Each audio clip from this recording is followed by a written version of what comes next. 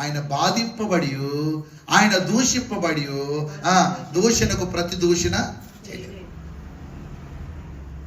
నువ్వు బూతులు ఎవడైనా నిన్ను ఒక బూత్ అంటే ఆ బూతులు చాటబారతని చెబుతావు నువ్వు, అవునా? ఎవడైనా నిన్ను లేనిపోని మాట ఒకటంటే దానికి ఎన్ని విపరీతమైనటువంటి మాటలు పలుకుతా ఉంటే దూషణకు ప్రతి దూషణ, కీడుకు ప్రతి కీడు అనేటువంటి విధానంలో మనం జీవిస్తూ ఉన్నాం. కానీ నేనంటాను, మనం అందరి వంటి వారము కాదు. మనలో దేవుని యందు భయము, దేవుని యందు భక్తి ఉంది.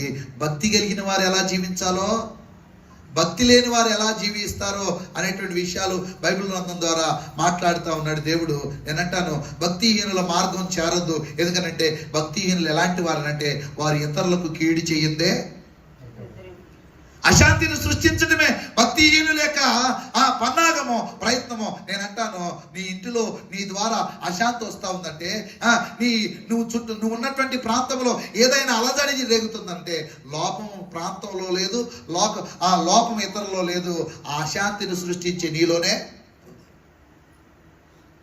కొంతమంది చెబుతారు, ఆపుద్దే సరిగ్గా ఉంటే ఎలాగెందుకు ఉంటుందయ్యా మా సంసారం, ప్రక్కన వాళ్ళే సరిగ్గా ఉంటే మేమెందుకు మౌనంగా ఉండవయ్యా అని చెప్పేసి ప్రక్కన వాళ్ళ మీద నెపాలు సాకులు వేసేటువంటి ప్రయత్నం చేస్తాం.